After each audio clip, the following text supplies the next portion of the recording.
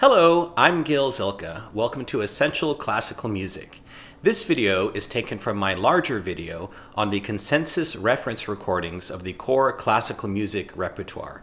Not my choices, but rather the collective critical consensus that has filtered down through the years, across generations, across continents, to which you have also contributed. And if you agree with my choices, or if you think the consensus lies elsewhere, as always, feel free to comment, and I hope you enjoy it. Now we come to Richard Strauss and his tone poems, starting with Eine Alpensinfonie, the Alpine Symphony. And this is one that comes from one of the most highly regarded, complete cycles of Strauss orchestral works. This is maybe considered the pick of the litter. This recording by Rudolf Kempe and the Staatskapelle Dresden from the early 70s. Now, there have been other really good Alpine symphonies, but I think by and large this is the one that gets the most critical praise. Next, Also sprach Zarathustra, the 2001 Space Odyssey music. This one, I'm going to say there are two, because they're both so iconic in their own right that I don't think you can exclude either one from the conversation. Of course, the first one is this one from the mid-50s. Fritz Reiner and the Chicago Symphony, considered demonstration recording quality at its time and still sounding really good. And then this one, Herbert von Karajan and the Berlin Philharmonic from the mid-70s, that is also fantastic, both sonically and in terms of the performance. Two iconic performances that I think both have to be considered for this work.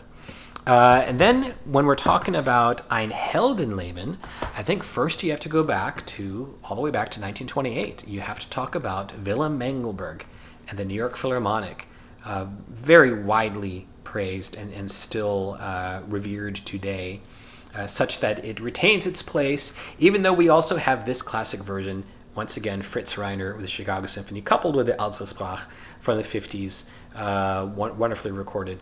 I think these are your two Heldenlebens of reference. Okay, now let's talk about a few more tone poems.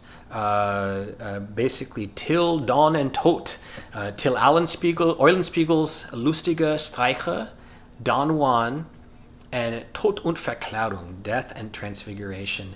And this one, I think we have to go with George Szell and the Cleveland Orchestra. These recordings from the late 50s, just considered classics, and still setting a standard today. You could maybe make an argument for Karajan on the Tod und Verklärung. The question would be which one, 70s versus the 80s. I like the one from the 70s myself. But I think, especially if you're going to combine them with the other two, the Szell recordings are the ones that hold sway. Now we come to another one of those hotly debated vocal recordings. His masterwork for solo voice and orchestra, The Four Last Songs. This is one where, kind of like I was saying with Scheherazade, there are many classics of this one. And do you choose all of them, or do you try to center on just one? I'm going to center on just one, because I think this is the one that still gets the most kind of awe-inspired, I'm not worthy type of acclaim, and that's this one. Elizabeth Schwarzkopf with George Szell and I think it's the Berlin Radio Symphony Orchestra, I believe. It recorded in the late 60s.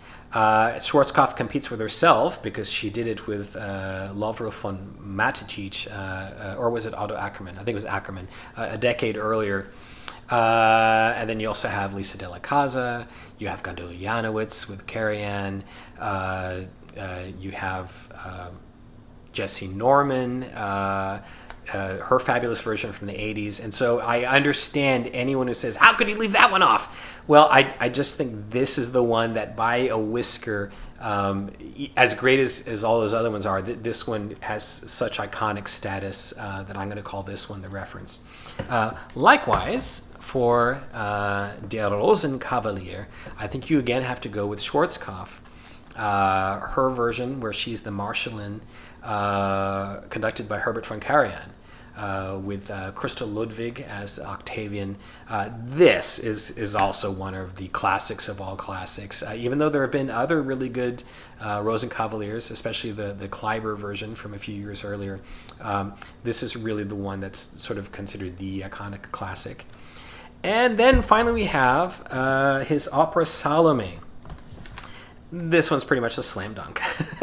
Birgit Nilsson as Salome, conducted by Georg Schulte with the Vienna Philharmonic, fabulously recorded and just electric and pretty much a slam dunk in terms of reference classics.